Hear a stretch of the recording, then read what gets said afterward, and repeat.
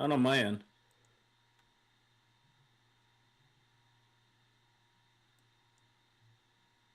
All right, Joe. We got the bosses of two of the three bosses of Joe Blow in the house. Give me that countdown. In 5, 4, 3, 2, 1.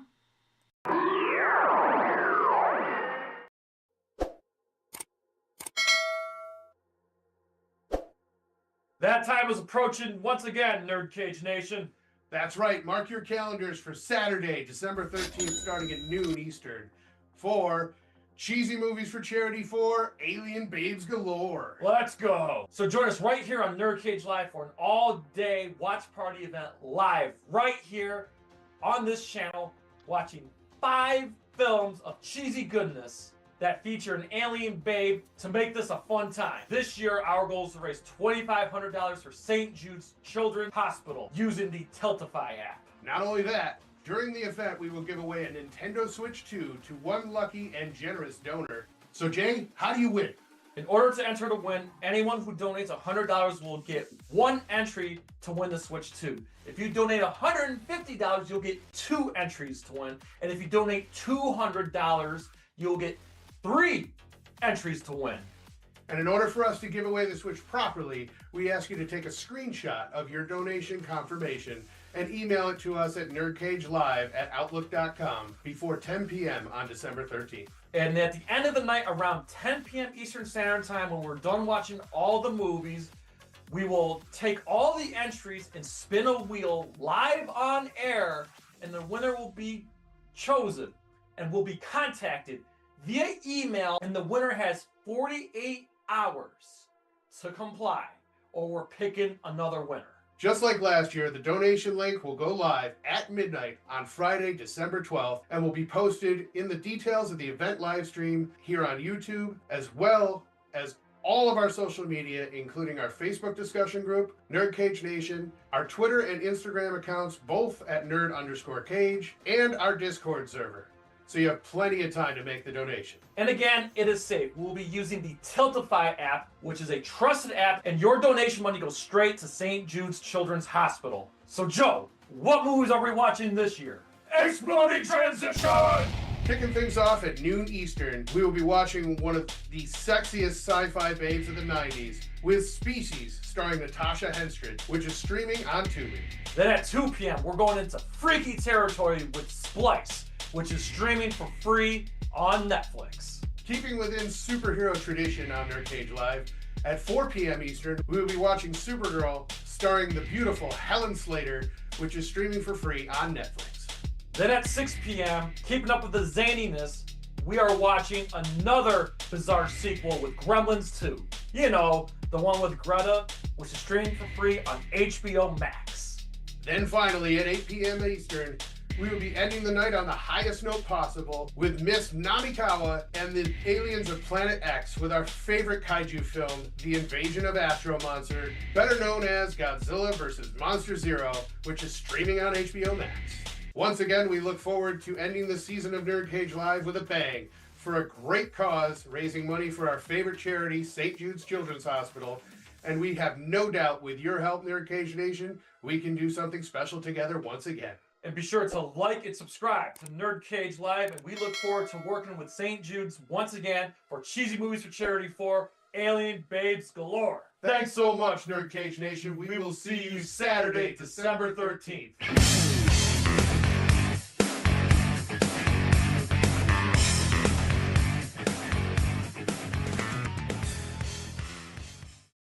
It has begun! If what you say is true, the Shaolin And the NerdCage could be dangerous.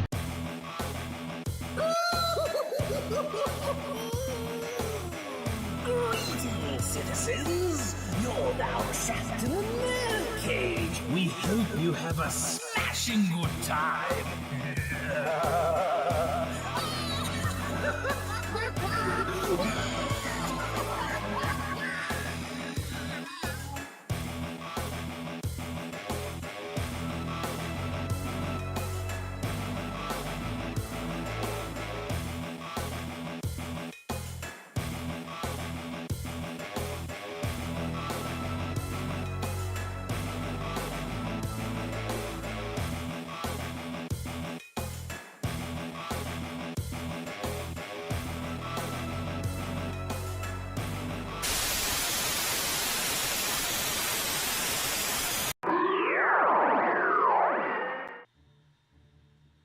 man the fuck up.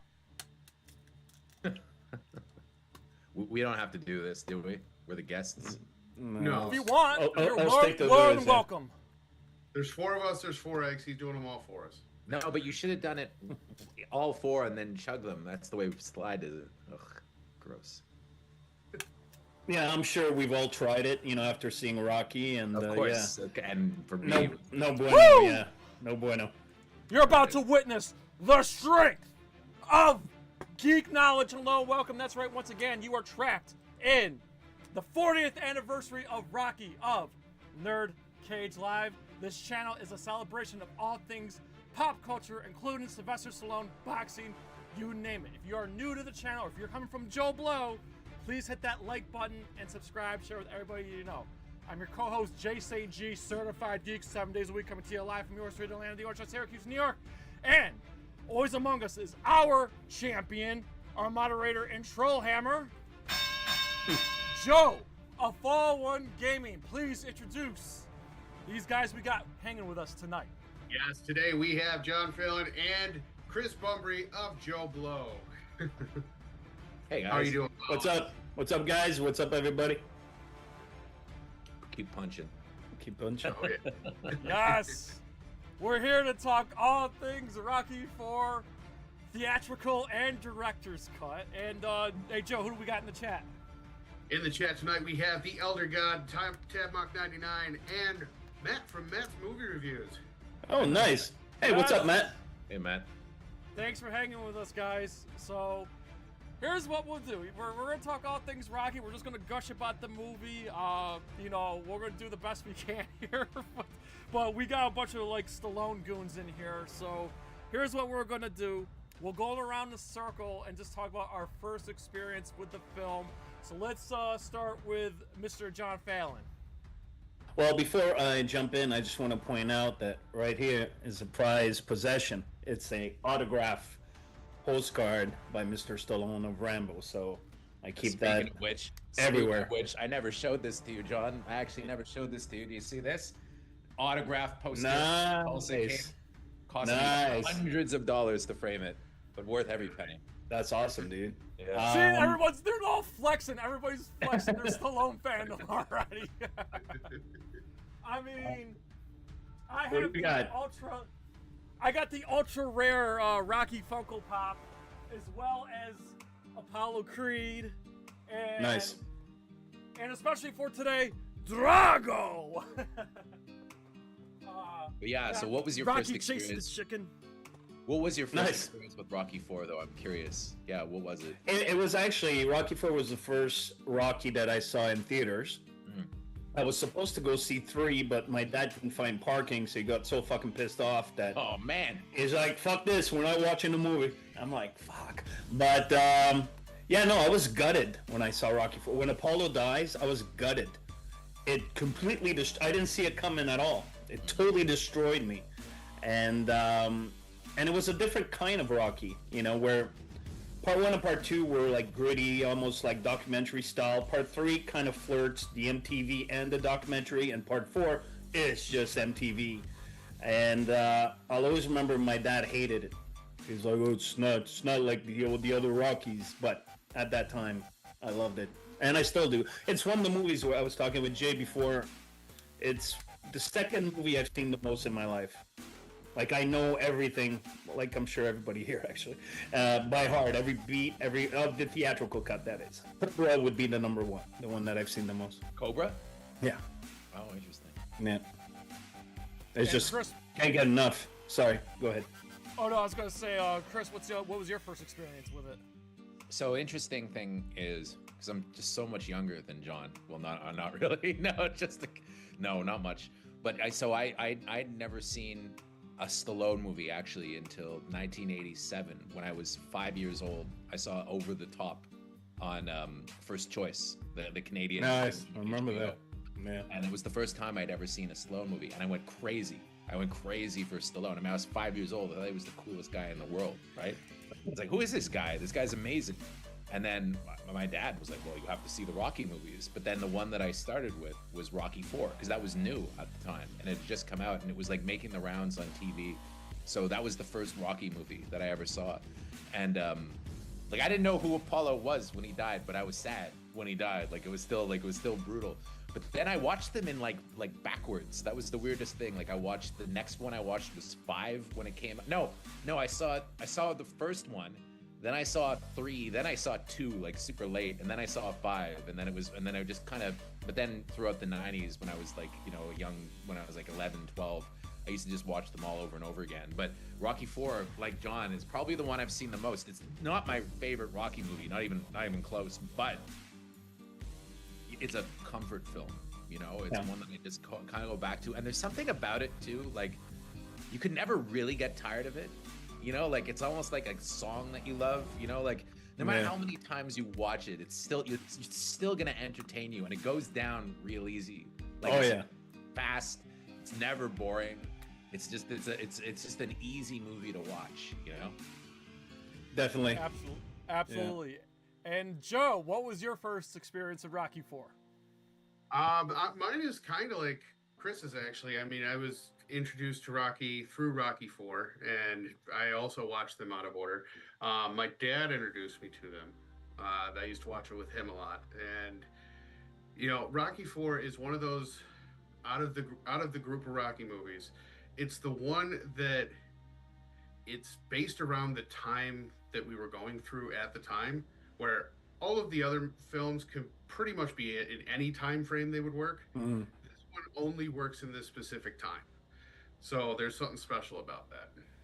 Well, and it's also the thing about that movie too, and I think probably the reason so many of us watched it so many times is that for a really young child, that is the best Rocky movie in some way. Yeah. Like, that's action. Good moves. Yeah. And I mean, when I was a kid, even when it was old, we used to always put on at birthday parties, right? I remember at birthday parties, Rocky 4 and like Masters of the Universe. Those would be like the 2 movies that were just always, that everybody was just always watching. And Bill and Ted's Excellent Adventure. It was just one of those movies that got like, my parents needed to shut the kids up. They put on Rocky 4 for like a birthday party of like, because that shut everybody up. Everybody was like focused on the screen, and it was just, yeah. Yes, that's awesome. For me, I saw it on TV. Shout out to Ted Turner and TBS. I played it a lot. Turner Broadcasting Station.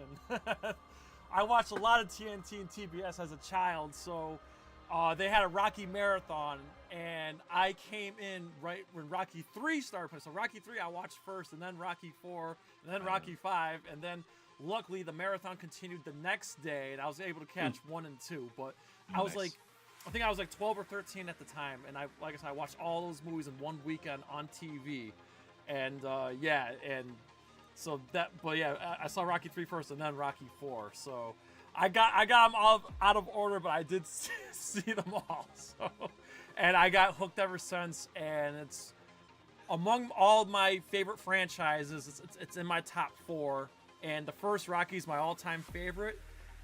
Oh boy, yeah, I'm not gonna like this. Rocky 4 is probably my least favorite, but I love them all. Yes, I like 5 more than 4. I know I'm going to get so much shit for this, but yes. Yeah, I love this movie. Four for me is I think 4 is above 5, and I don't actually dislike 5. Like the 5, Yeah. I don't like Tommy Morrison's performance. Like I thought he was kind of even though there are he's not an actor.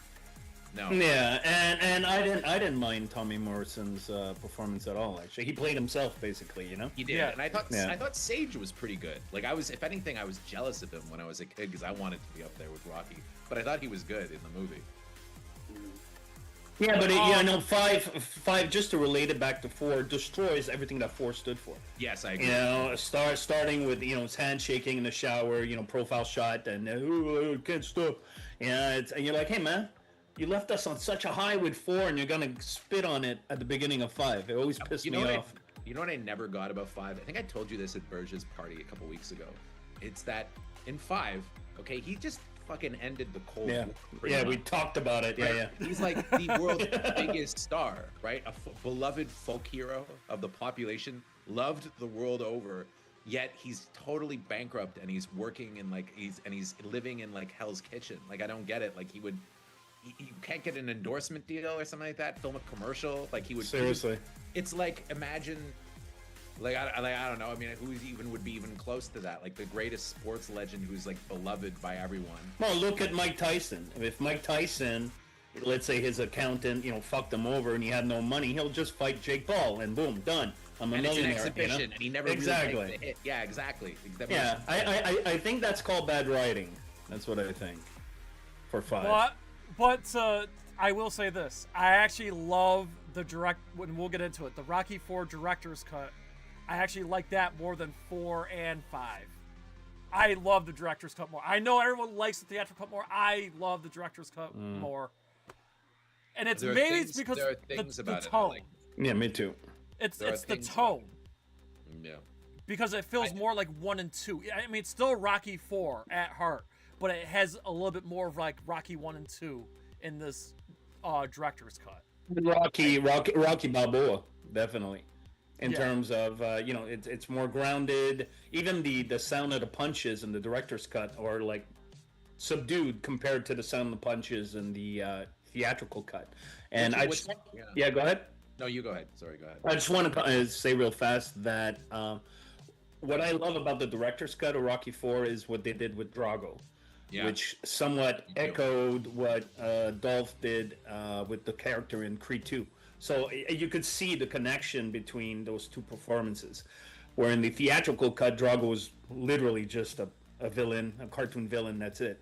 I agree with that. I agree with that a lot, actually. It's funny because I interviewed Stallone for Rocky v. Drago when it came out.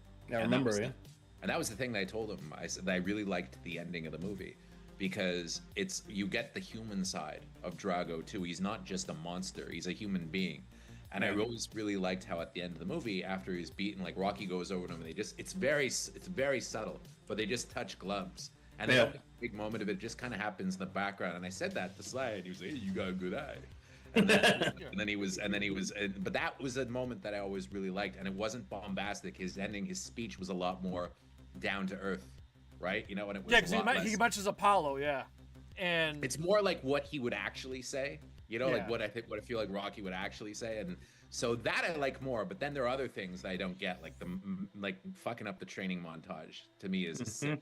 That's one of the great moments for me in like contemporary history. For guys like us, that's one of our greatest moments. That's one of the most beloved moments in cinema, right? The fucking training montage. Yeah, a masterpiece. It's what's sorely missing in cinema today. Right? Can you say if you want to pump yourself up? Exactly. If you're in a bad mood, it's what you listen to. You put it on, and you feel pumped up. And I'll tell you, I drive a lot to go hiking and stuff like that. And if I'm in the car for a long time, for a long drive, at some point I put No Easy Way Out on. Nice. Nice. These soundtracks should be in gyms worldwide.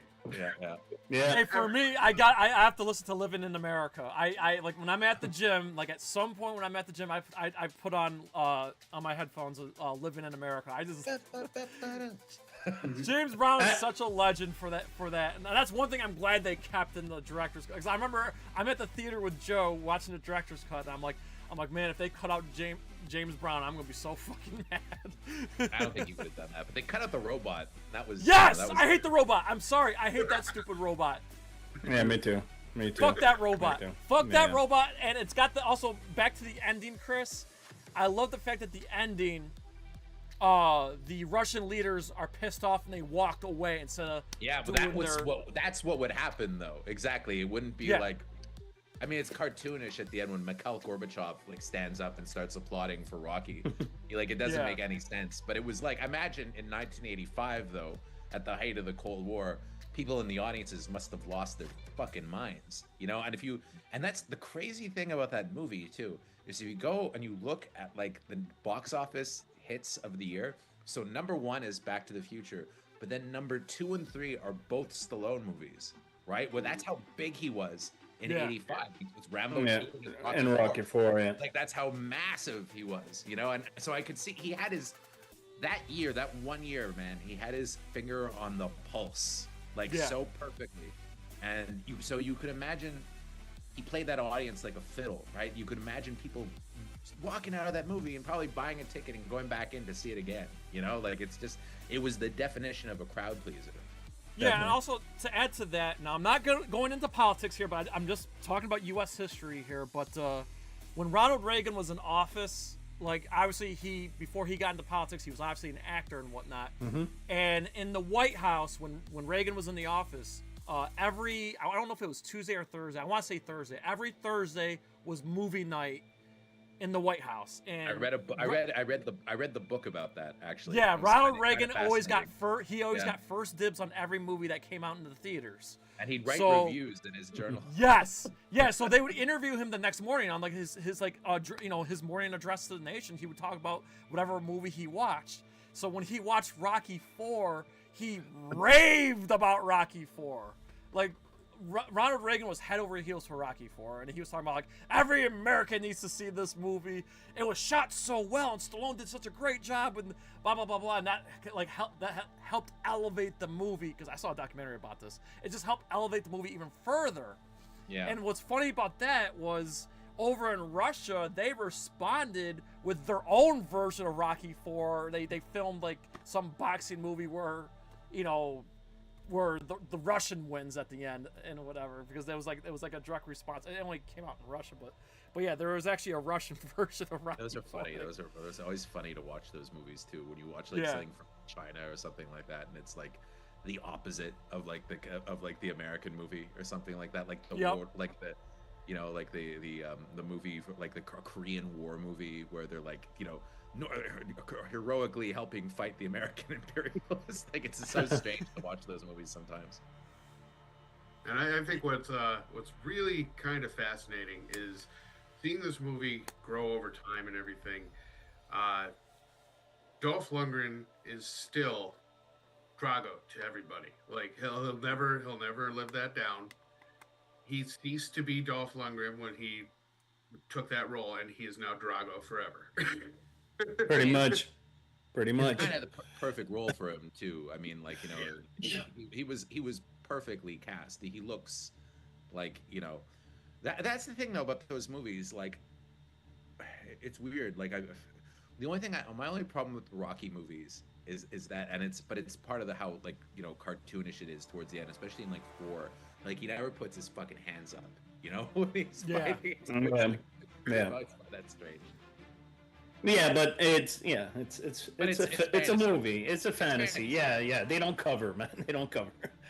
That's for sure. I mean, but then if you see Rocky Balboa, it's done very realistically. Like his idea of making those movies totally changed over the years. Because Rocky v Drago, it looks not Rocky v Drago, Rocky Balboa, it looks like a pay-per-view fight. Yeah. But I remember when I saw it, I was actually kind of disappointed with the fight, because it didn't feel like that big bombastic thing. So maybe there is something to fighting and basing the fantasy too, with the really loud punches. Because they'd show up in other movies sometimes. Like I remember the punch from Rocky to me always sounded like whenever Indiana Jones punches somebody in Raiders, or when Crocodile Dundee punches somebody. Like it's a hero punch sound, which I loved. Hey, Rocky. I think Rocky 3 leaned into a much harder though, as far as like the sound effects of not only the punches connecting, but the punches being thrown. Well, I always thought Rocky 3 to me was it straddled the line very well between fantasy and reality. I always thought that's what I liked about Rocky 3 always when I was a kid. Yeah. Am I the only one that I rewatched Rocky 4 a couple days ago? That I actually know the rhythms of the punches before they come. So I'm like watching it. It's the end fight, and ta-dum dum. I'm like, okay, that's gonna be ta-dum dum. I know them so well. I know everything. It's fascinating. It's like music, though. Yeah, it's like music, and it's weird how that kind of just gets absorbed without you even necessarily paying attention. Like it's something that you're going to learn.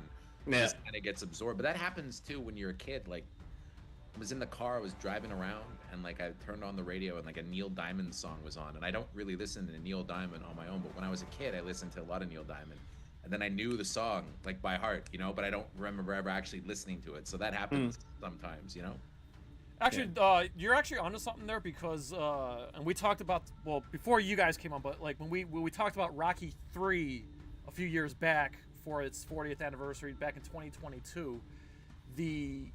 originally before Survivor Eye of the Tiger came along, it was gonna be Another One Bites the Dust from Queen, and the reason why when you watch some of the boxing movies, why they move the way they do is because it's supposed to be to the beat and rhythm of Queen's Another One Bites the Dust. And if you put that and Eye of the Tiger back to back, they do have kind of a similar rhythm. Yeah, but that's what I'm saying, that you were onto something there. Like there is like the way they move and the way they fight, and the way they play. It's actually to the music of those of those films and whatnot. So I wonder how mad Frank Stallone was that he didn't get to sing Eye of the Tiger. Yeah. Well, he sang "Take Me Back." You know, take me back. Take me back. So he shouldn't be that mad. Also, Frank Stallone was also in the when he was training for the first fight against Mr. T. He was the one singing there in the what's up? Getting ready for the fight. The massive caller. Yep. But you know, he had like a number 8 hit the next year for his song from Staying Alive, Far From Over. That was a big hit song. And I'll tell you though, but that is like one of those things when you watch that's how powerful Stallone was at the time though. You could do a sequel to Saturday Night Fever, biggest soundtrack album of all time, the Bee Gees, biggest act of all time. Doing a sequel, fuck the Bee Gees, my brother is gonna write all the songs. And then there's an interview going around where it's like, oh, he said, well, John Travolta just listened to demos and he didn't know that they were by my brother and he just picked all these songs. It's like, yeah. Isn't there is there a documentary on Frank Stallone that came out a couple years ago? Being Frank. I have not seen it, so it's actually very entertaining. He's actually he has his charm. Yeah. And I met him at TIFF once, and he was actually a very nice guy. Oh, I was about to say, because I heard he's very, how do I put it? Very passionate with his politics, from what I understand. Well, yeah, I mean, I didn't talk to him about politics. Yeah. I've heard seen eye to eye that way, but he was nice enough to me. I was like, hey Frank, and he was like, hey, he was pretty laid back. Yeah, I follow him on Instagram. Some of his posts are a little out there, but yeah, but the right of Attila the Hun, I would say maybe, but you know, I mean, whatever. He's allowed. He's a human being. He's allowed to think the way he wants to think. Now, Chris and John, if I'm not mistaken, too, Dolph Lundgren was, when Stallone found him, he was actually a German karate champion, right? Like in Germany, he won a. No. He had a Fulbright scholarship in like chemistry or something like that in Swedish. Yeah. Yeah. But where he I thought he entered like a karate champion, like a karate tournament. He was a karate champion. Yeah. He was. He was. Go ahead, Chris. Well, I'm just saying what he was known for at the time is he was dating Grace Jones. And she was like, and they went to like a lot of openings, and he'd end up in magazines and stuff like that. And then he was in A View to a Kill, which I have a poster right there. Yeah. And he was there because he was Grace Jones's boyfriend. Like, we need a good-looking guy who looks like imposing to play this Russian. So they threw him in, and it's like, hey, he's pretty convincing, you know, in this tiny role. And I think that kind of led to Rocky IV, you know, and he was perfect casting. So. Well, I don't know if you guys are aware of this, but he was actually cast in Rambo 2 before Rocky 4. And once Sly found it for the, the big Russian goon. Oh, sure. In Rambo 2. Yeah. And when Sly found out, oh shit, it's the same dude that we just cast in Rambo 2, he swapped the role and gave him the Rocky 4 role instead. That's cool. I mean, worked out for him. Yeah. Yeah. Yeah, I was gonna say, because he's actually like from a martial artist standpoint, he's actually really good. Like, we don't really, obviously in Rocky 4 he boxes, but if you watch like his other movies like Punisher, you really see him. Yeah, that has the best action of any Punisher movie. The Punisher with Dolph Lundgren, by far. Hell, even his fight, I know he was over the hill at the time, but even his fight against Jet Li in the first Expendables movie, that shit was legendary. So, well, he's great in Showdown Little Tokyo. He's like, he has yeah. great movies. Yeah. Yep. I own that Army of One. Army of, I don't know if you guys have seen Army. Oh, sure, of course, yeah, Army of One. Yeah, Thank God. I was about to fire you. Yeah, the Joshua Tree. Yeah, exactly. Actually, just if I may indulge myself, Army of One has one of the funniest fucking scene I've ever seen in my life, where it's a big like John Woo wannabe shootout, and he winds up on a trolley, like on his back, trolley on wheels, and he's shooting people, bang, bang, bang, bang. As somebody runs out of bullet, trolley keeps going, picks up another gun from the floor, bang, bang, bang, bang. Every time I watch that fucking movie, man, I laugh my ass off. It's awesome. For me, the best scene like that in an 80s action movie, getting a bit off topic, but American Ninja 2. There's a scene Great movie. Oh, Lord. Scene in American Ninja 2 where Steve James beats the shit out of this guy. Yeah, I remember. I noticed that. And then he gets up again and he's like, "Stay the fuck down!" Yeah. And then he passes out. That's the best. Yeah, I watched those recently. They still come through. Yeah. I was reading Stallone's actual quotes on why he cast Dolph Lundgren and everything, and he basically said that everyone was going to hate the guy because he's flawless, he's 6'6", has no flaws, no weaknesses, and he said it was an interesting take because he's Rocky's complete polar opposite, because Rocky's flawed and he's a throwback, and his words were that Drago was a throw forward. Nice. So, Joe, if you want to fetch Matt's comment there, it's a good one. Yeah, he said, where is it here? Lundgren went to a university in Sydney, Australia. Oh, nice. Yeah, I mean, you know, what else was there? Was the thing with that movie too, though? It's also so like tied into like what Stallone's life must have been like at the time, like just the excess of it all. You know, Rocky walking around wearing like a Gucci sweater and stuff, you know, which is a great shirt too. But then Bridget Nielsen in it, his wife at the time, and it's like, wow, I love watching Cobra when they go off on the motorcycle at the end, and she's like a foot tall. Yeah, it's like it's crazy, but yeah, I love that. But I like that. You know, he cut a lot of her out though in Rocky v. Drago. A lot of Bridget Nielsen was removed from that. Yeah, I wonder why. I think they actually you saw it recently, Jay. Didn't they remove the Popeye line? Like, do Popeye? He eats his spinach every day. They removed that. Yeah, they did. Yes. That's really bad, man. That's no bueno. Yeah. Yeah, and the funny thing is though, like when you watch the director's cut, the dialogue, the back and forth dialogue, is cut quicker. They cut a lot of it quicker, and another thing too is like wherever he hits, he destroys. They cut the part where the reporter goes, and what do you mean by that? They like little things they cut to make the dialogue and shit move faster. And then the aspect ratio is different. But yeah, the aspect ratio, which I thought looked better, honestly. And of course, the both fights, the Creed fight and the Rocky fight, more punches are thrown. We see Creed get dropped. So I honestly, like I said, there's a lot of reasons why I prefer the direction. The only thing that bothered, I know you guys are bothered about the training. Creed puts up more of a fight in the director's cut.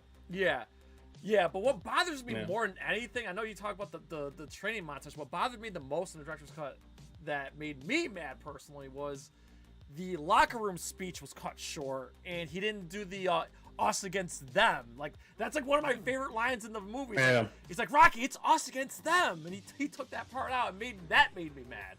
But like, that was a Cold War thing, though. That was a Cold War thing, you know, and he's trying, I guess it's revisionist filmmaking to a certain extent. He's probably a very different person now than he was back then, as we all are. I mean, 40 years later, you know, I mean, it's, I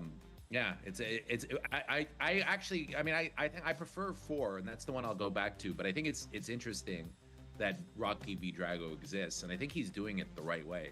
It's not like he pulled every copy of Rocky 4 that's out there. He didn't pull a Star Wars and make it so that's the version out there. It's a companion piece, and I mean, if he wants to do that, you know, with any of the other movies, like I'd love to see, you know, Cobra. Yeah, I mean, I feel like that's footage from after the.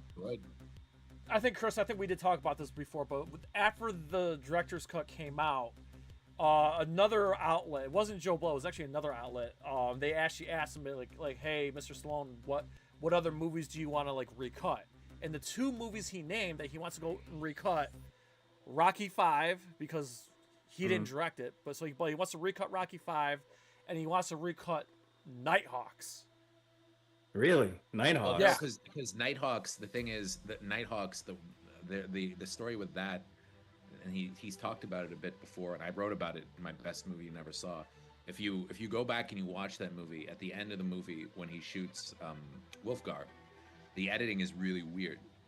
And it's because originally it was super violent and it was really gory, and he like really kind of suffered as he died, and it was a really grotesque death. And that's why when he goes, he sits outside and he's kind of like this, you know, like it was like it's supposed to be a horrifying death. That's to show you that even this evil fucking guy, look at how horribly he's gonna die. The studio lost their minds and they completely hacked it out like from the negative right before it went to theaters. And that's why the editing is so bad. In fact, if you listen to the score, if you go and you listen to the Keith Emerson score, it's much longer at the end of the scene, and even the music was cut in a weird way because it had already been on like the negative, and it was because it was totally cut to shit. And Stallone's talked about it in interviews before, and he said the ending was amazing, and he said they ruined it, and they've never been able to restore it because, like a lot of those movies from the 80s, probably with Cobra as well, footage was just never taken care of. It was destroyed. Luckily with Rocky, it seems like MGM held on to stuff, you know, because it's Rocky. But so he could maybe do that with Rocky 5, but like a lot of the stuff, like Warner Brothers, they infamously destroyed huge chunks of their vault. Same reason they can never restore Deadly Friend, you know, like it's just the footage just doesn't exist anymore.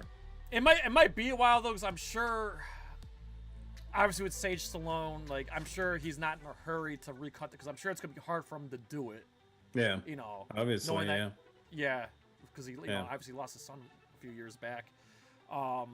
In fact, I think in there was a deleted scene in Creed 1 where he was looking through a photo album, and there was a picture of him and Sage in one, and like, you know, punching the punching bag, and you know, you saw how heartbroken he was. They actually took that out of the film. It's on YouTube. So seeing his reaction to that scene, I was thinking to myself, man, it's probably gonna be really hard for him to go back and do Rocky 5 if he's gonna redo it. Yeah, I agree. But I'm sure, I think at some point he will, because he said straight up, he's like, yeah, I want to recut Rocky 5, you know, because I want to go back and fix it. Even though I still like it, but I get it. There's a work print on YouTube. Rocky 5, which is cool and has some really cool stuff in it. I have not seen it. I've made a note to myself to watch it. I have not got to it, but I think the quality is rough. I started watching it and I stopped like 25 minutes in because the quality is such low res and crappy. Yeah, it was like a dupe of a dupe of a dupe of a dupe. Yeah, exactly. So I'm surprised, even if they actually restore that cut, just restore it and put it out wide. I'd check that out. Oh yeah, me too. I want to just comment, because I have to at least say this. Yeah. Once on this show, in Rocky 4, there's a dialogue scene, as you guys all know, between Apollo and Stallone when he agrees to fight Drago, and that dialogue, and God bless Stallone, because he's like, Stallone was like my father figure growing up, and his the way he took on life, I connected to. And when Apollo says, I'm going to fight Drago, and Stallone's like, we're not those guys anymore, we're old, blah, blah, blah. And fucking Apollo has this speech, and he's like, dude, we're the warriors, man. And a warrior without a war to fight or a battle might as well be dead. And that bit stuck with me, like, from back then, 1986, to now. You can't just switch some, like, radio. Exactly, yeah, switch on and off like a radio. So I totally, like, I live by that code to this day, I need a challenge. I need to challenge myself all the time. And so thank you, Rocky 4. I don't know why I'm looking up. He's not dead, but thank you, Rocky 4. Well, obviously, Carl Weathers, obviously left us. So he's yes, exactly. So, yes. Thank you. The line from that always got me, gets me now, especially because I'm getting older, is you see those guys up there anymore? Yeah. That's not us anymore. Yeah. We're changing. We're regular people. Yeah. I don't want to change, Stallion. I like who I am.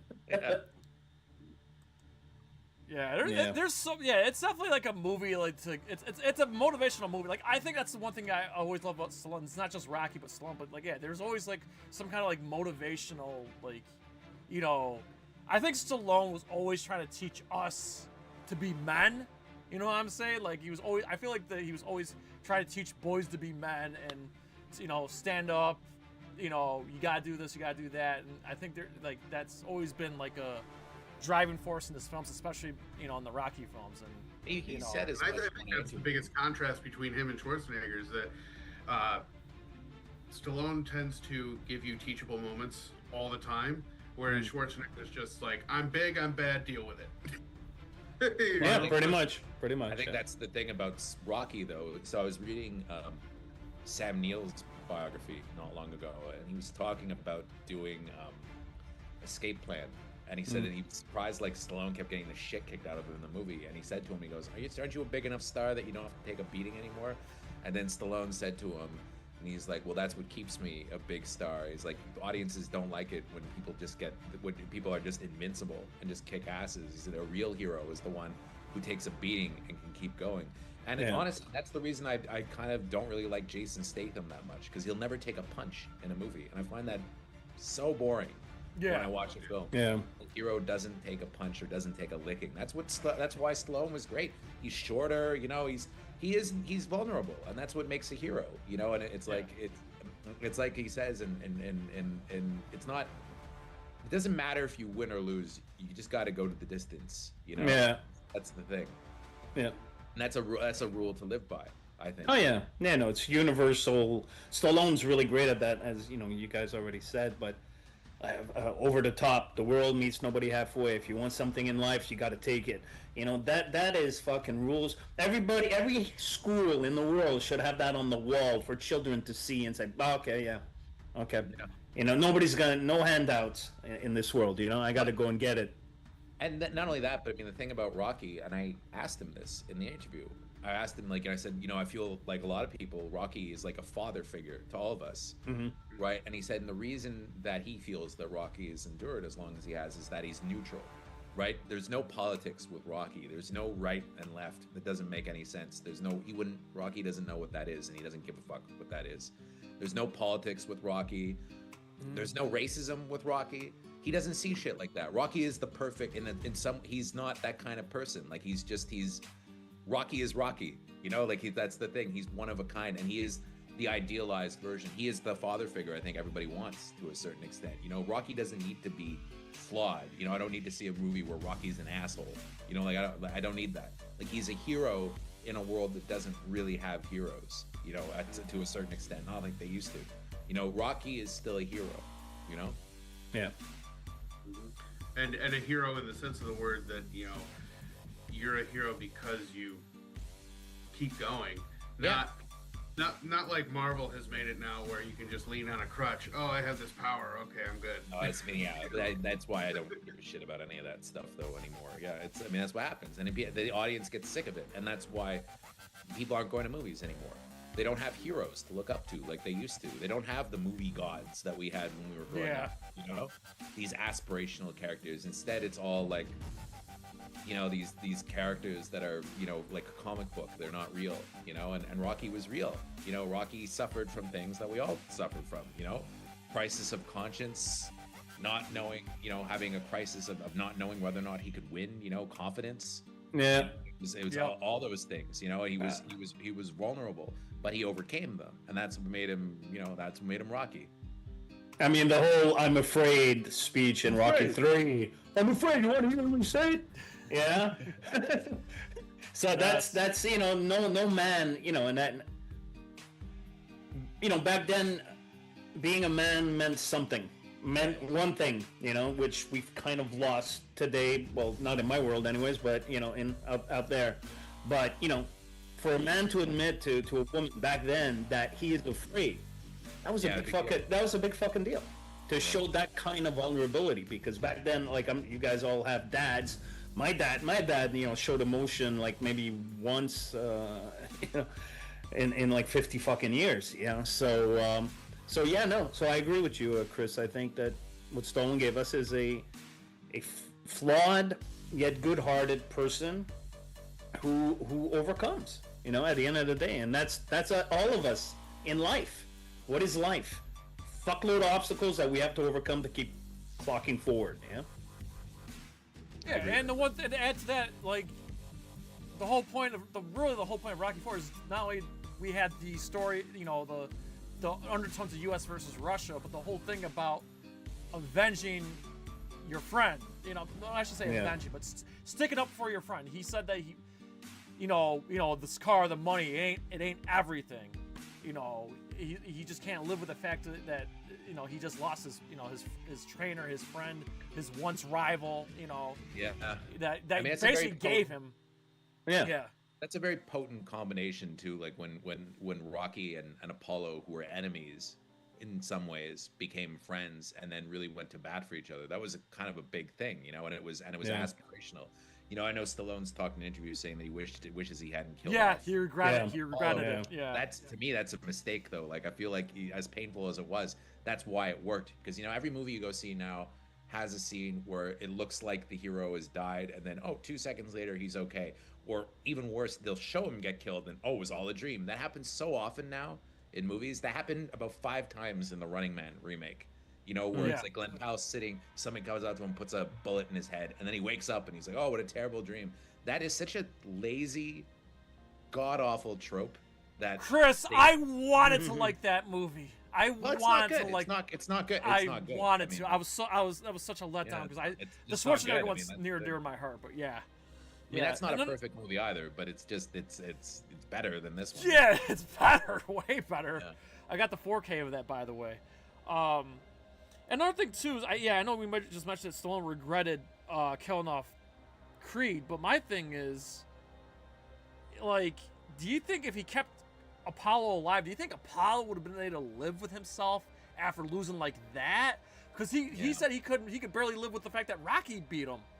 Yeah. I mean, lo and behold, we found out that the third fight, we found out that, you know, Creed won that third fight behind closed doors. But I'm just saying, let's just say if Apollo lived and just, you know, recovered, went to the hospital and whatever, do you really think that character could have just lived with the fact that he just got mollywopped by this Russian nonetheless? Now he's in a wheelchair. Yeah. Yeah. I think killing him.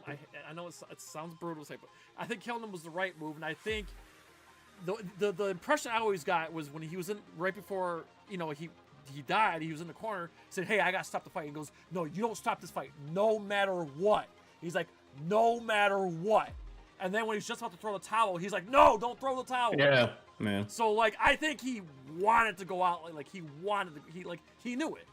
He knew it. He wanted to go out the way he wanted to go. And then, dark fan theory aside, and this is not my fan theory, this is from another NerdCage member fan theory, that maybe he had to go out like that because maybe he knew Donnie was on the way, you know, and he didn't want to like deal with his, you know, cheating on his wife. Maybe I don't know. I wouldn't go that far. I'm kidding. It's just a funny joke saying that he didn't, like, maybe he knew about the other woman and that his other child was on the way, and maybe he's like, fuck that shit, I'm not dealing with it.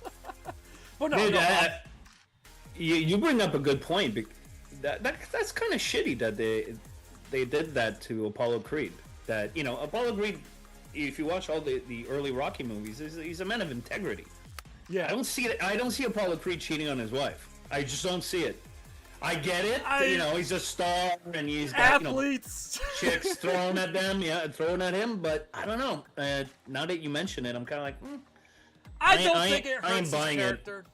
I mean, at least in the movie Creed, there was actually a really good scene where they had the scene on ESPN there and saying, hey, does this other child of him, like, does this ruin his legacy? And they're like, no. You know, we all make mistakes. So, yeah. I mean, I see where you're coming from, get John. it. Like, he might have gotten drunk and went to a hotel. I mean, like, things happen. Shit happens. People aren't perfect. Yeah. And I think that, you know, life lesson that people aren't perfect. Yeah. Felicia Rashad just couldn't resist. That's the way it was presented. Oh no, Felicia Rashad is his wife in the. Yeah, I forgot. That's somebody needs. Yeah. Oh, and I see Matt left another comment. He says Creed's death spoke to his ego and pride. Didn't take the enemy seriously. Yeah, that's true.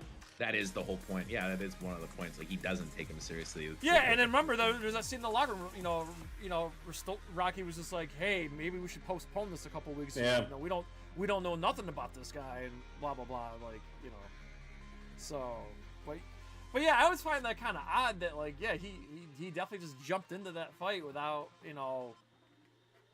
Because the one thing I always liked about, especially in the first 3 movies, they kind of got away from it in the last few. It was like in Rocky 1, 2, and 3, like they watched tape, they studied their opponent.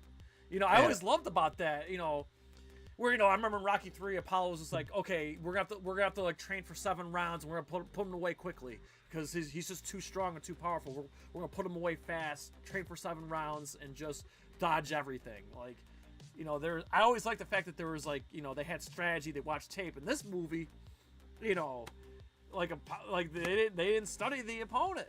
Not Rocky.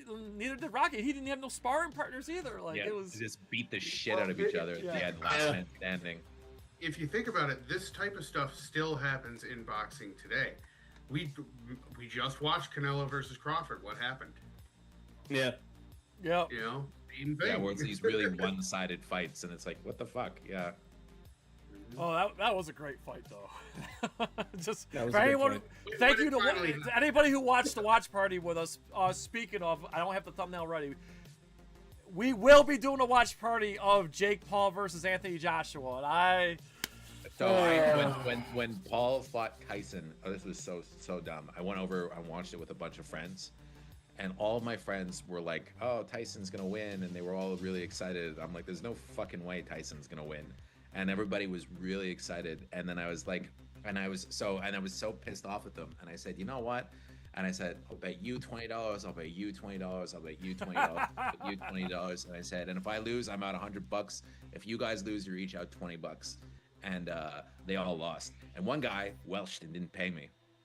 Nice. Damn. Sorry, dude. I'm broke. Yeah, man. Yeah, because he just threw a fit and he left. He just. I wonder what the betting odds were when Rocky was fighting Drago. I wonder what the betting odds were, because obviously Drago must have been the super I would heavy have bet favorite. on Drago, to be honest. Like, but I'm glad it's a movie.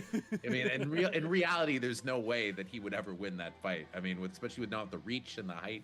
You know, unless he's got a glass jaw, there's no way. And I gotta say, this is one of the reasons why this is one of my again, I love this movie. These movies are so great. They're not in the same weight class either. Like, you know, Stallone's not a heavyweight, you know, but he always fights as a heavyweight in the Rocky movies. Yeah.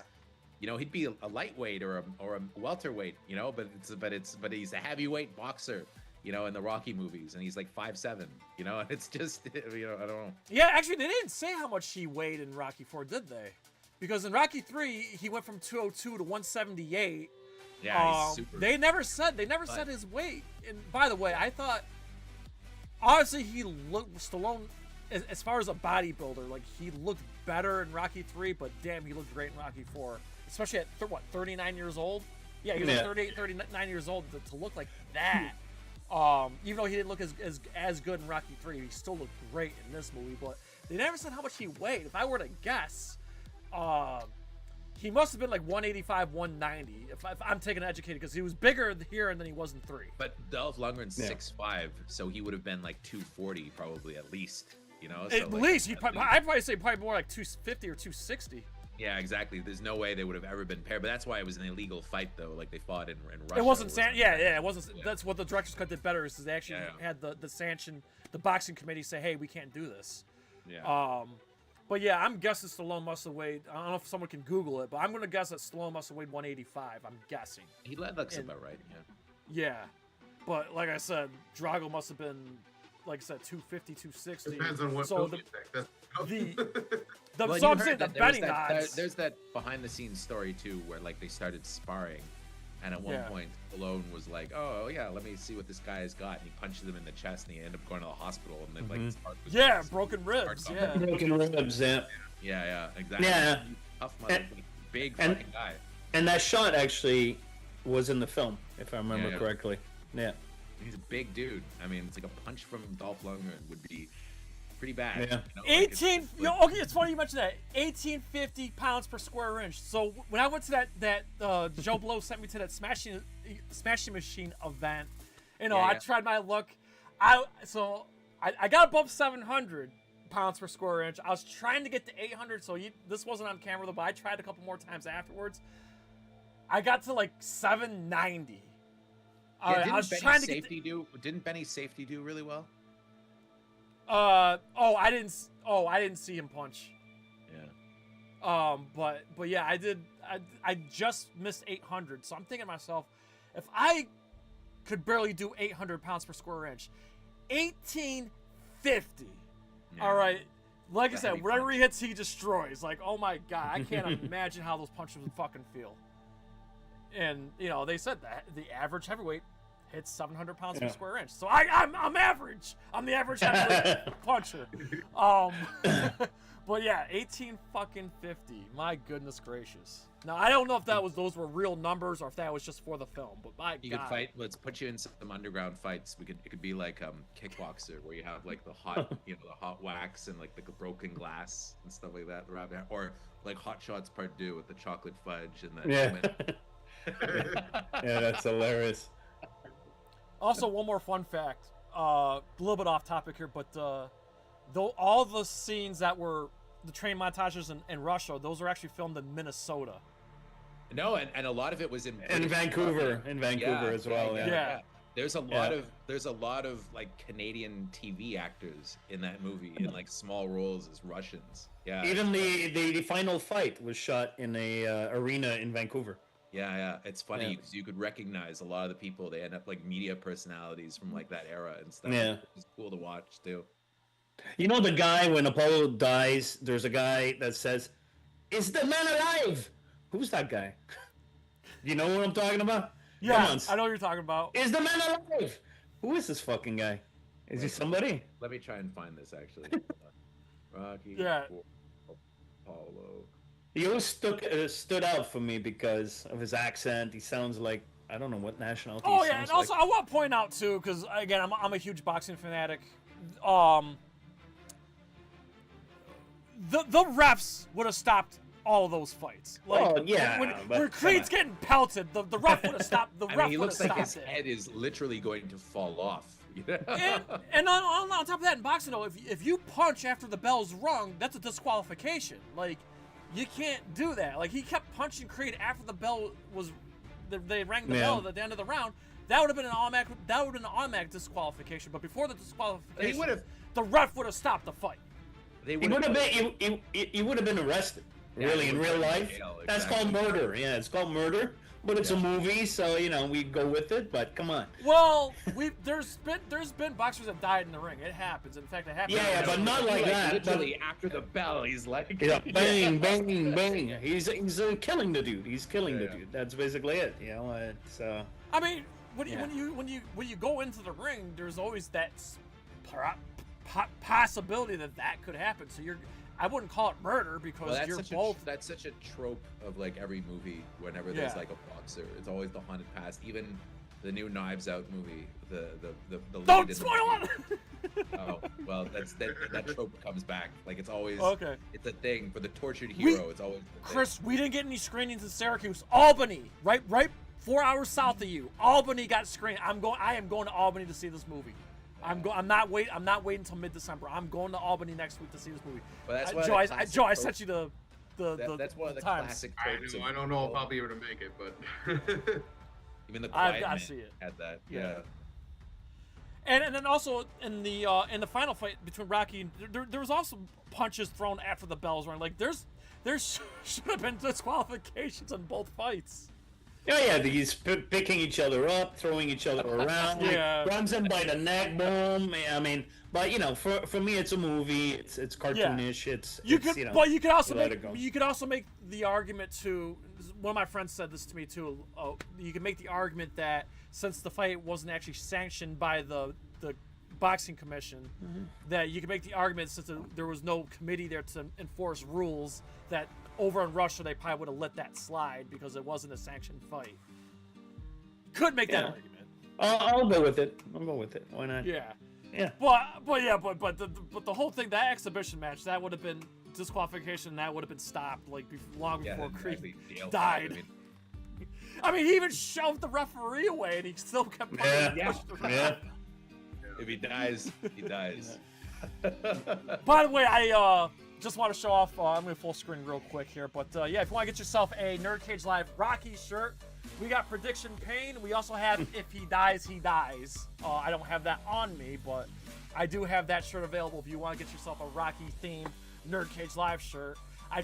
So I made one that said "I must break you," but they took it. They took it down. Oh. Yeah. But they did. But they let me have this one, and they let me have If He Dies. But I'm gonna try putting it back up. Maybe.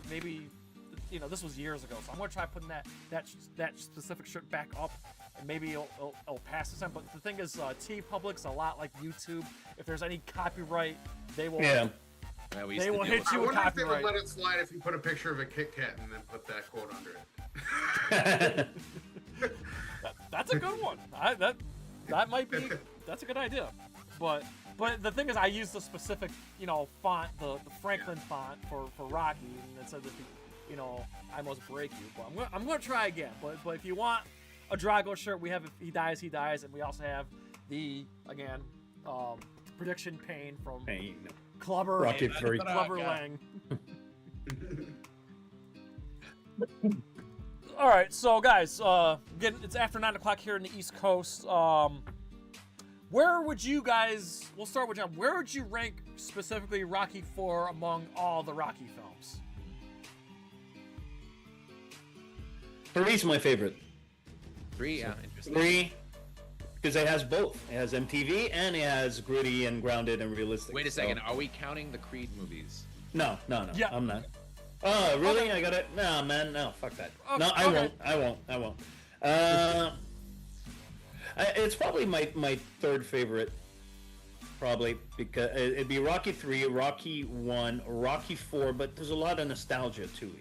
That movie's been with me since I was a kid. So, then Rocky Balboa, and then Rocky 2, and then Rocky 5 is my least favorite. Now, what about what about the theatrical cut? Do you or the director's cut? Do you prefer the theatrical cut? Yes, I do. And we didn't talk about the robot, but I just wanted to say that I was happy in the director's cut that the robot was. I liked the robot. I wanted the robot when I was a kid. Well, I think every kid did, yeah. But no, Rocky versus Drago. I don't need. And this is just my opinion. Means absolutely nothing. I see it almost like an experiment as opposed to a film. I agree. Like the Donner cut of Superman 2 that's out there. I agree. Yeah. I love the Donner cut. I love the Donner cut more than the theatrical cut of Superman 2. I prefer the theatrical ending, though. I don't like the Donner cut ending, but I love the Donner cut more. But I prefer the Lester ending. That's just. Yeah. No, but I do too. But the thing is, the ending they did. Now we're going to Superman, but the ending they did for Superman the movie, when he reverses time, was the ending that was supposed to be the ending of part 2. Yeah. That's why he put it back in, Mr. Donner. Although I just want Rocky versus Drago is not on Blu-ray, or am I tripping? No, it is. I actually got it. Really? You can I get can it on... find it. I can find it. I bought them all when I bought the Rocky series on 4. Oh, nice. Yeah, so check it out. Is it part of a box set? It's part of a box set. Nope. Really? I bought it separate. So I'm sorry. I'm going full screen. For our audience here. So it comes on 2 discs. So here's the 4K. It's got Rocky 4 and Rocky 4 versus. You can see both titles are on there. Okay. It's got both of them. And then it comes with a Blu-ray. So that's the 4K, and then the Blu-ray. This is weird. The Blu-ray only has the theatrical cut. This is the Blu-ray, and this is the 4K. The 4K, yeah, the 4K has both. The Blu-ray has just the theatrical, but it comes with. That's weird. It comes with both, and shit, it's kind of a weird case here. When I bought, it comes gives you the digital code too. So oh, nice. When I bought the Rocky series on iTunes, the first 4 movies are only the first 4 are in 4K, but when they 4 came with Rocky v Drago as a bonus feature, so it was one of those things. So like, and 4K. So if you start it up, you get the option to watch either version. Yeah, I'll go back hunting for it then. Yeah, You can I get it think if you have like iTunes and stuff. It's cheap on iTunes. You get it for like $4 on iTunes. Or something. I think I got this at Best Buy, so I don't know if this is a Best Buy exclusive or not. That's Maybe why it is. I got this at Best Buy on the website because you can't buy movies at Best Buy anymore. And I don't even know if Best Buy on their website still sells movies, but I bought this at Best Buy right when it came out because I knew it had the director's cut. That's why I went and got it because I wanted it solely for the director's cut.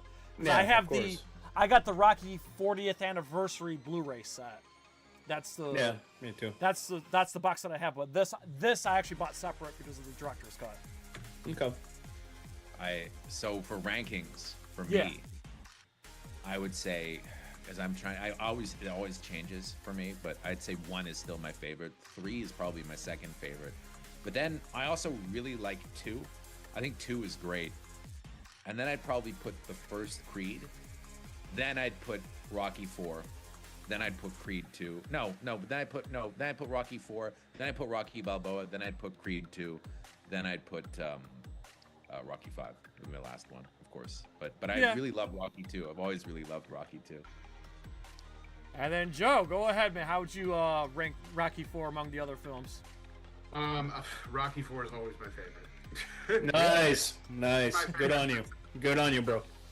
You know, a close second would be the original, and then I'd probably have to go 2, then 3, then Rocky Balboa, then 5. Okay. Nice. I like that. Just for because since you guys don't know Joe, Joe's a very he loves like 80s feel good.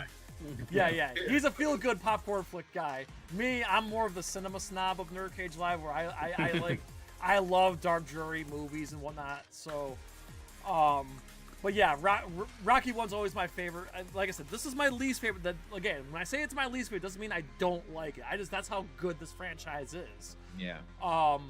But you know, obviously for me, it's 1 Creed, 3, 2, Balboa 6, whatever you want to call it.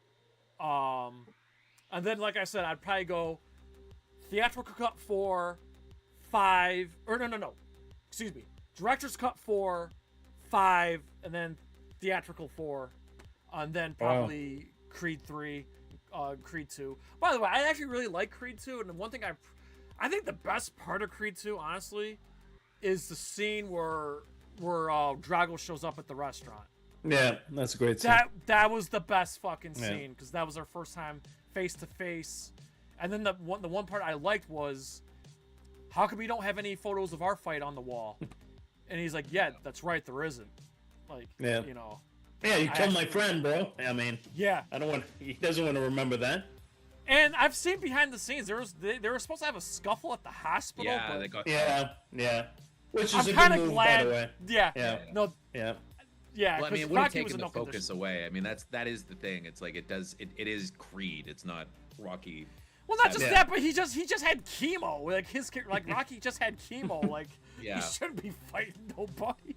But I remember seeing Rocky. I remember seeing Creed 2 in theaters though, and when Bridget Nielsen walked in, like I was shocked. We were like, whoa, I did not really? see that. Yeah. I did not see that. Yeah. And it's funny you mentioned that, Chris, because apparently Stallone said, I didn't see her on set. Like we didn't film anything together. I didn't even know she was in the movie until I saw it. Oh, So yeah, it was just amazing that she turned up in the movie the way she did. I really did like Creed 3, but I mean, it's not the same without Stallone, but I did like Creed 3 as well. I liked it too, but yeah, Majors was good, and I mean, unfortunately, we'll never see him again. But it was, you know. And to Michael B. Jordan's credit for a directorial debut, that was a phenomenal directorial debut. I just didn't like the fight at the end. I thought the fight was too cartoon, like the anime stuff. Yeah, and they both punch each other in this. But I'll tell you what I did love though, because again, I'm a huge boxing fan. Was seeing Jonathan Majors fight Jose Benavidez. Oh. That was an incredible. What I liked fight scene. about Creed 3, what I thought was really cool, was the fact that Drago's son came back and helped him train. I thought that was cool. That was classic, like Rocky, where like the antagonist becomes like a good guy again in the sequel. And like if they ever do Creed 4, I kind of hope that like Majors shows up and he's like his buddy, in it. You know, like it'd be kind of I like that would be the tradition of Rocky. You know. Yeah, I'd like to see one more Creed film. I can't see it going past that. I know, Chris, wasn't there? Did they shut it down? But weren't there talks of a Drago spinoff? That's such a stupid idea, though. Like a Drago spinoff. You don't need a Drago spinoff. Like, Yeah. it's just it doesn't need. You don't need all these different spinoffs. Like Creed works, but like they need to leave it at that. And honestly, I get why Stallone's so pissed off about like people kind of exhuming his properties, and he doesn't. It is kind of sickening to me that Stallone apparently doesn't get ownership rights of the Rocky movies. Yet Michael B. Jordan does for like the Creed movies. You know, like it just doesn't make any sense because none of this stuff exists without Stallone. You know, so I get why he's pissed off about that. I 100% agree. One of the reasons I'm kind of upset about the Rambo remake, although I think he at least gets, he gets a good payday from that. But it's just like it's like I get why he's bitter about Rocky, like about Creed 3. I'd be bitter too, like it's his legacy, and it's something that he leaves behind to his family. I mean, sure, he has tons of money, but also Rocky will keep making money until the end of time. People will always watch those movies forever. It's my all-time favorite film. Yeah, people will watch them forever, no matter what happens. So. I hate to say it this way, but as a popcorn flick guy, if you want to do more Rocky references and stuff like that, throw them in Expendables. Yeah. I was also going to say too that I know going into 2026, there's so many anticipated films, and obviously Avengers: Doomsday is on the top of that list. For me, a close second, or maybe tied for first. I'm so excited for I Play Rocky. I don't know about that. It's the director is kind of really hit and miss. Peter Farrelly, I liked Green Book, but it's Green Book was great. Yeah, but is he the guy to make like a movie about him doing Rocky and like? It's my all-time favorite film. The first do we Rocky need to hear my that all-time story favorite again? film. Like it's covered pretty well in the documentary, and Stallone's book is coming out. And it's weird to have people play Stallone in a movie because he's so iconic that I don't know if I'll ever accept anybody playing Sylvester Stallone. It's a bit like the Rambo prequel. I'm a huge Rambo. Rambo 2 is probably my favorite movie of all time. I don't give a fuck about the prequel. It's not Rambo. Oh, you're gonna tell me it's Rambo, but it's not. Oh, Rambo. they canceled it. They canceled that.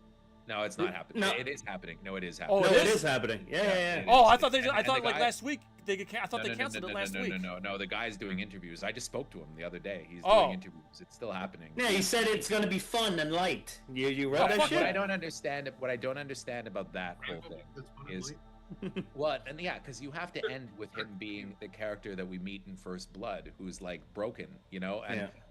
He made Sisu, they're fun movies, but they're about World War II. And in World War II, you could say that it was, in some cases, a battle of good versus evil. You could say that you could portray the Nazis as fucking evil.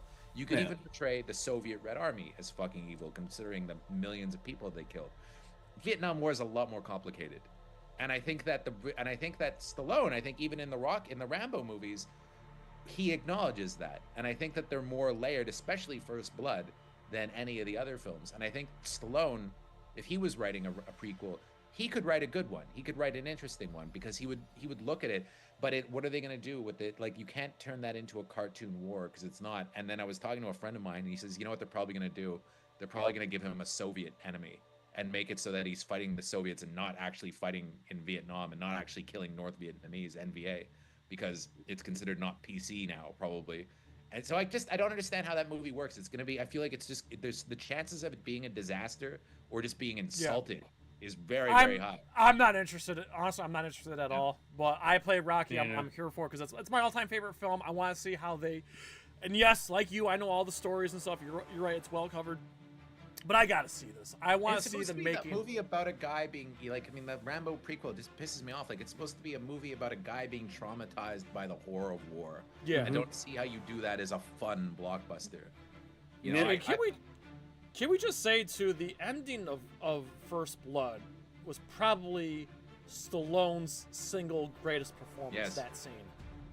That was his best performance. I tried right to interview the Sisu director, and I got nothing out of him for it. I said, can you tell me about it? And he goes, well, it's probably going to be different than the way somebody like Christopher Nolan would shoot it. I'm like, dude, what the fuck are you talking about? This is like, that's How the, come- the only answer I got. Way off topic. How come when you sent me the Sisu interview, it was just Stephen Lang? What was? He doesn't want to the go. other He ones? didn't want to go on camera. The director, he didn't want to go. Oh, it's like, okay. I was useless. wondering why. They 'Cause said, I'm like, they sent me a thing, and they said, oh, by the way, he doesn't want any video published, so it's just for quotes. So okay. It's absolutely useless. And I waited up till the middle of the night to do it because he's in Finland.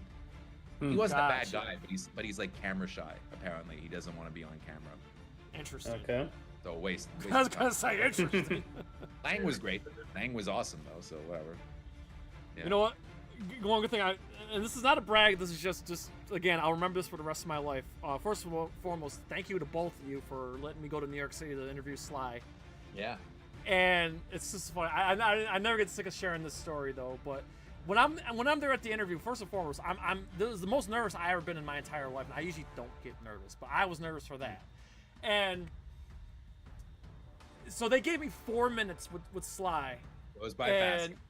Yeah, but the PR girl gave me this, like, hurry up and get out of here. And I was thinking to myself, fuck that shit. I drove 5 hours. I'm getting my question in. So when you see me, if you watch the interview and I'm going like this, I'm like, Mr. Stallone, one more question. I'm going like this to the lady, like this. So I asked him, I'm like, Mr. Stallone, 50 years of making films, what's the one you're most proud of? I'm so and glad. He said Rocky 2. And he said Rocky 2. He said Rocky 2. Believe it. And then he said, as a full-blown action movie, wall-to-wall action, First Blood. So I was so happy. Than what he used to say, but it's I'm just happy I got that out of him. And I'm so happy I got that question in, like, because they wanted me to go, and I'm like hell no. I was like I waited my whole life for this. I drove 5 hours. I'm getting one more question in. So, but yeah, I'm so happy I got that out of him, and it was such a blessing. You know, I've been lucky. I've met Stallone. I've met Lawrence Taylor from the Giants. I've met Nikki Sixx from Motley Crue. So basically, like 3 out of my, 4 like idols. So I've been lucky. So yeah, that was great, and I'm just glad that I was able to get that question out of Stallone. So I definitely thought of all you guys when I got that question. I'm like, oh, I'm great. We can clip this. Yeah, and we did. So. Yeah. Hey, Joe, anything else on Rocky 4 that we didn't cover? Is there anything else? I think we got the bulk of it. So yeah, it's just great because Joe, we've covered basically. So the only 2 that we have left, if we're talking about the first 6 Rocky movies, we haven't done a whole thing on Rocky 5 yet. We haven't done a whole thing on Rocky 6 yet. But guess what? 2026, Joe, Rocky 6 turns 20. So we will run this back, guys, next year to talk everything of Rocky Balboa, and we're definitely going to talk about the greatest monologue of all time. Yep. It's not about how hard you hit. I showed you, John, that Kevin James video with the boom guy. He drops booms. He's like, yeah. Awesome. So we'll definitely have to do a Rocky 6 20th anniversary next year, because like I said, because Rocky turns 50 next year, but we already covered that for the 45th. So Rocky does turn 50. It's interesting. Yeah. I'm sure that I hope that they do like a big re-release of a bunch of the movies. I saw Rocky. Well, I think that's why I think I Play Rocky will be coming out in November. I think they're going to target the 50th anniversary of Rocky. And hopefully we get a whole like another box set that's like updated, like you just said. Like hopefully we get like an updated box set. I want to see. I'd love to see a couple of those in theaters because I've only ever seen the first one in theaters. That's the only one they ever showed in a revival in Montreal, and it's a blast to watch a Rocky movie in theaters. Oh, I've seen Rocky Balboa and the Creed movies, of course, in theaters. Yeah. I never saw any like the OG Rockies except for the first one in theaters. So I'd go see all of them if they were to come back. Just it would be a blast. Hopefully, if we talk to Stallone again, I'm like, hey, can we get to all the movies back in theaters for like a mega like Thanksgiving weekend? I don't know. We'll see. Funny thing about that though, if you go back and you watch my interview with him, we were the first outlet ever to hear about Tulsa King, because he said in the interview he let it slip. It was an accident. Yeah. He goes, goes, I'm doing the show with Taylor Sheridan, and I'm like, what? And he goes, oh yeah, I guess nobody knows that yet. Newsflash. It's pretty good. I remember that. Yeah. And then it turned into Tulsa King. Yeah. And they're I was like, filming what? season 4 right now. Season 4 is being filmed right now. And they have like their 12th showrunner. But anyway. Yeah. Yeah. Yeah. It's a great show though. It is a really It is. really good show. Yeah. I haven't watched the newest one yet. I'm gonna watch it tonight. Oh, it's good. It's good. it's- I've been yeah. keeping up. Yeah, it's good. Yeah, it's just tough with between NerdCage's Joe Blow and my overnight job. I only got so much still time. got it. Sly Yeah. still got it. Yeah, dude, he's 79 years old, still got it. And by the way, I was gonna post a video about it, but he has like the 45-pound plate challenge. I'm gonna do that. I'm gonna film myself doing the 45-pound plate challenge where you sit on the ground on your knees and then you get up and you gotta hold the plates out. I'm gonna do it. I'm gonna do it. How long do you have to hold them out for? I think you just gotta get up. You just have to like get up. Just get him up. Just get them up. I can do it. I know I can. I don't have 45 plates. I have 25 plates. I don't have 45 plates. I have my You were talking about piling 45 pounds of food on a plate. Nah, I couldn't eat 45 pounds of food, but yeah, 45.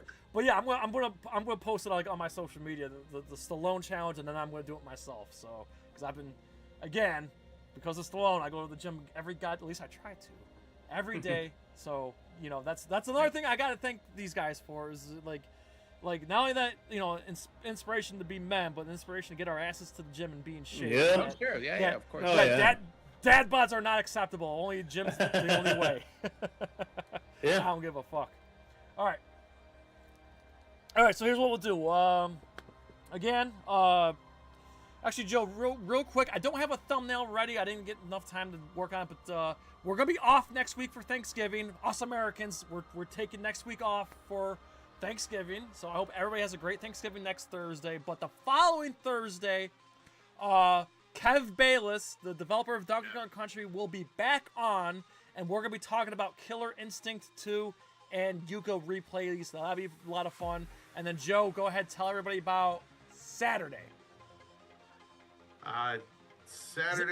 This Saturday? Yeah, Zelda. Okay, gotcha. This Saturday, we will be continuing our playthrough of Zelda Wind Waker HD. And that's twitch.tv/NerdCage Live. We'll be back Saturday on Twitch. And then, of course, mark your calendars for Saturday, December 13, Joe. Yes, for our Cheesy Movies for Charity 4 Alien Babes Galore. And yes, and we're going to be watching Species, Splice, Supergirl, Gremlin 2, and Invasion of the Astro Monster. So I guess we can... Oh yeah, and if you you'll have a chance to win a Nintendo Switch 2. If you donate at least $100, you'll be entered to win in a prize wheel. We'll be giving away a Switch 2 at the end of the night. The goal is to raise $2,500 for St. Jude's Children's Hospital. And here's how we'll end the show. We'll let these guys promote whatever they got coming up here. But Cheesy Movies for Charity, guys. I want you guys' opinion on all 5 movies. So again, Species, Splice, Supergirl, Gremlins 2, and Invasion of Astro Monster. Chris, I'll start with you. What your history with those movies? Species, I mean, I loved as a kid because Natasha Henstridge got naked in it, so I watched it a lot. Yeah. But I haven't seen it since like the 90s, actually, because I went to see Species 2 and I fucking hated it. And then that soured me on the series. But I'm curious to go back and rewatch it, though, to be honest, because I haven't seen it in a while. I hate Splice. I think Splice is god-awful. Tell me that story. Tell that story again. I was on the set of Real Steel, and I was talking to some guy, and he's like, hey, what'd you think of Splice? I was like, I fucking hated that fucking movie. And the guy who asked me was the producer, Don Murphy, who did Splice. And I was like, oh, sorry, but I hated it. And he kind of knew it. He was like, a lot of people did. So it was fine. And then... Supergirl. Supergirl. I mean, I grew up watching Supergirl. I thought she was hot. Helen Slater. I've always thought she was cute. I had a thing for her. I mean, it's not a good movie, but it's kind of a fun bad movie, I think, in some ways. I mean, just watching Peter O'Toole, how drunk he is the whole time, is entertaining. I mean, that's a guy, like, you talk about a drinker. I mean, that's a guy, heroic levels of alcohol. And then, what was the other one? Gremlins 2, the new batch. I love Gremlins 2. As a kid, I hated Gremlins 2. I thought it was awful because I love the first Gremlins, and it was just like, I didn't get what the sequel was. I was like, what the hell is this? But as an adult, I really like it. I could see it for what it is. It's kind of a, deconstruction of the first movie. It's a satire of the first movie. It's a pretty ballsy sequel, to be honest. And the last one I've never seen. What, you've never seen Godzilla vs. Monster Zero? Oh, I thought it was like Invasion of the Bee Girls. It is. No, Invasion of that's the Japanese title is Invasion of Astro Monsters. I did see Godzilla vs. Monster Zero actually on VHS when I was a kid. Yeah, because Miss Nawikawa, the alien chick. At a that's birthday why party. The guy who starred in it, Nick Adams, he had a really weird death. One of like the big Hollywood weird deaths. Mysteries, Yeah, like they found him dead on a yacht, and it was like, I don't know what the fuck happened to him. Yeah. And then Chris, anything you want, bro? Anything you're dropping on Joe Blow? Any upcoming interviews or Joe anything Blow. like that? It's just keep visiting Joe Blow every day. JoeBlow.com. Joe Blow. I occasionally have stuff on Joe Blow Originals. Sometimes there's interviews for me, but there's always interviews every day on Joe Blow Celebrity Access from sometimes you actually, Jay, and then other people, and everything on the Joe Blow network is worth checking out, in my opinion. Absolutely. All right, Amen. let's go back over to John. So John, again, we have our charity stream coming up. I know you're a huge movie guy. So what are your thoughts and memories of the 5 films? We'll start with Species if you want to. I love Species, except for the fantasy dream sequence where Michael Madsen comes out, backlit, smoke, takes off his shirt, and she's having like fantasy of him. Always thought that was cheesy as fuck. But I love Species. It's a great movie. Yeah. But if you're going for like so bad it's good, I actually recommend Species 2 because it's not as good as the first one, but in terms of a bad movie, it's horny as fuck.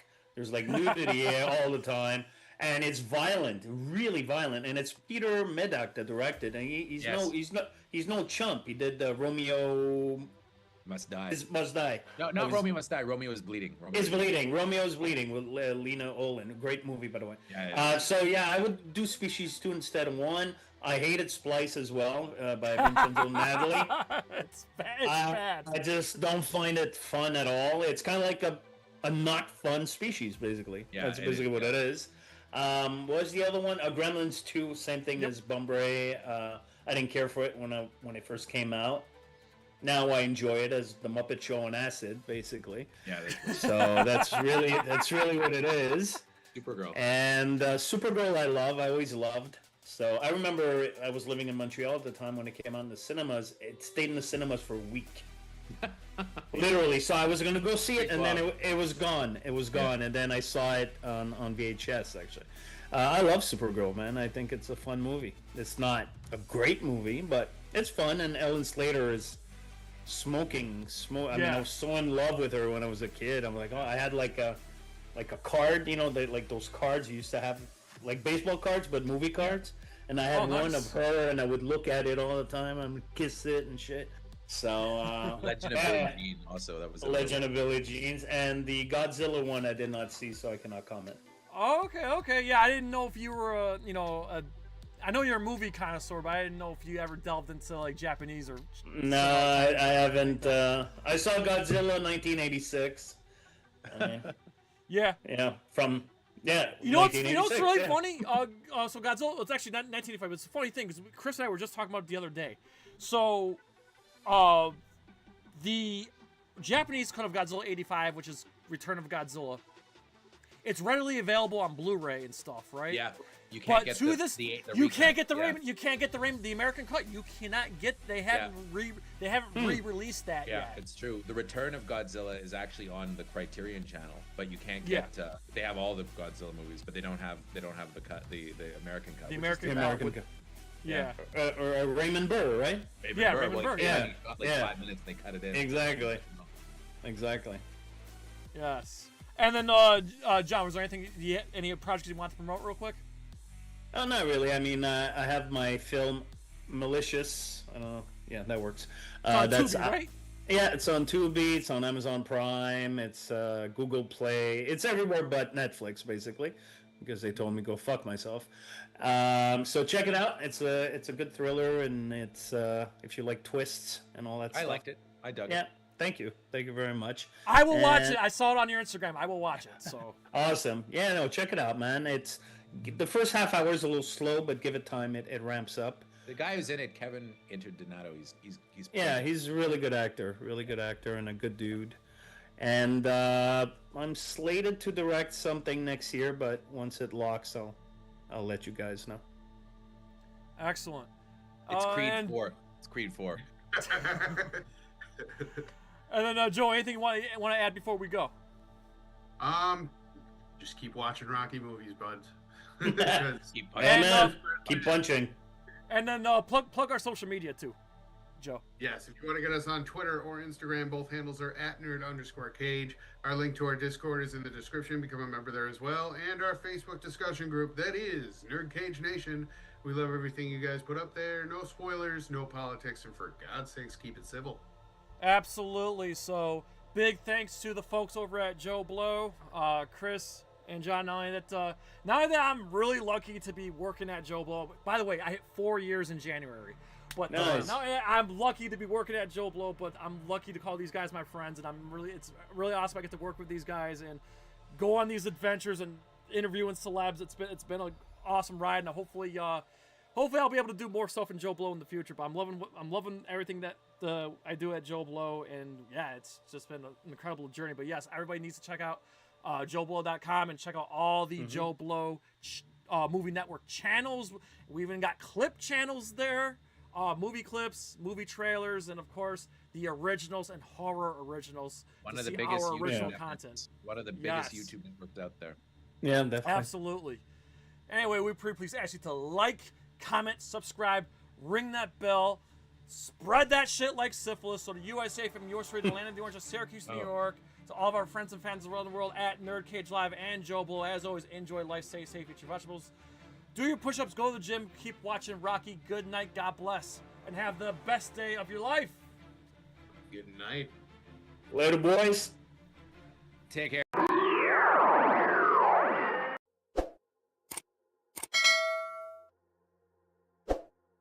That time is approaching once again, NerdCage Nation. That's right. Mark your calendars for Saturday, December 13th, starting at noon Eastern, for Cheesy Movies for Charity 4, Alien Babes Galore. Let's go. So join us right here on NerdCage Live for an all-day watch party event live right here on this channel, watching 5 films of cheesy goodness that feature an alien babe to make this a fun time. This year, our goal is to raise $2,500 for St. Jude's Children's Hospital using the Tiltify app. Not only that, during the event, we will give away a Nintendo Switch 2 to one lucky and generous donor. So, Jay, how do you win? In order to enter to win, anyone who donates $100 will get 1 entry to win the Switch 2. If you donate $150, you'll get 2 entries to win. And if you donate $200, you'll get 3 entries to win.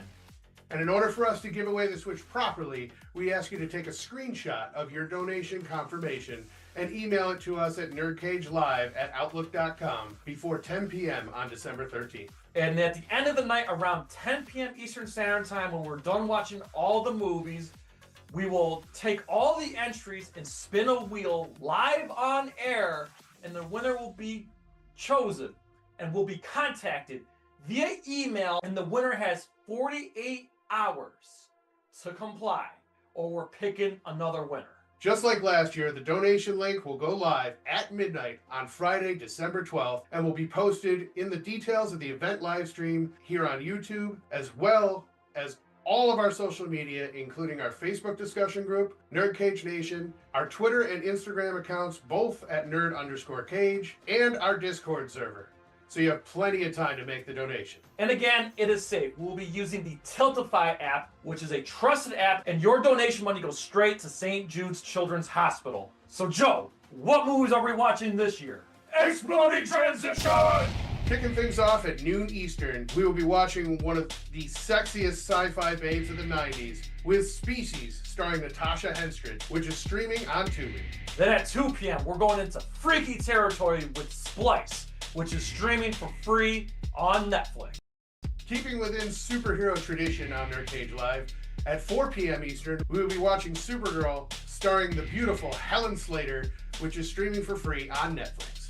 Then at 6 p.m., keeping up with the zaniness, we are watching another bizarre sequel with Gremlins 2. You know, the one with Greta, which is streaming for free on HBO Max. Then finally, at 8 p.m. Eastern, we will be ending the night on the highest note possible with Miss Namikawa and the aliens of Planet X with our favorite kaiju film, The Invasion of Astro Monster, better known as Godzilla vs. Monster Zero, which is streaming on HBO Max. Once again, we look forward to ending the season of NerdCage Live with a bang for a great cause, raising money for our favorite charity, St. Jude's Children's Hospital. And we have no doubt with your help, NerdCage Nation, we can do something special together once again. And be sure to like and subscribe to NerdCage Live, and we look forward to working with St. Jude's once again for Cheesy Movies for Charity 4, Alien Babes Galore. Thanks so much, NerdCage Nation. We will see you Saturday, December 13th.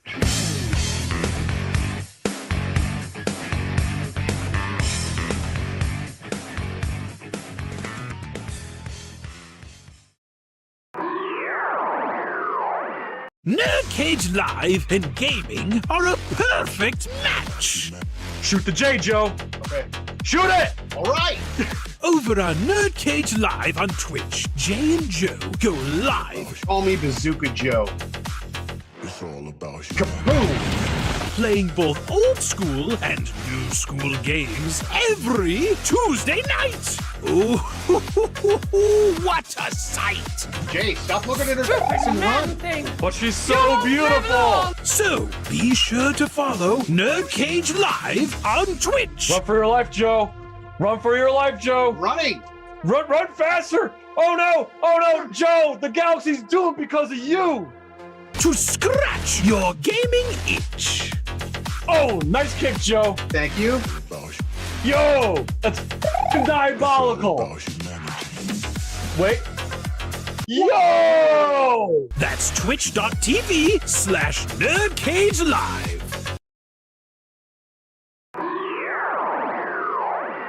Ooh, trying to get out of the NerdCage, are ya?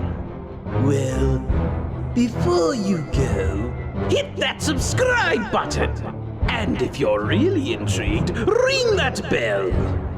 Thank you for dropping by. Until next time, tell everyone you know about NerdCage Live!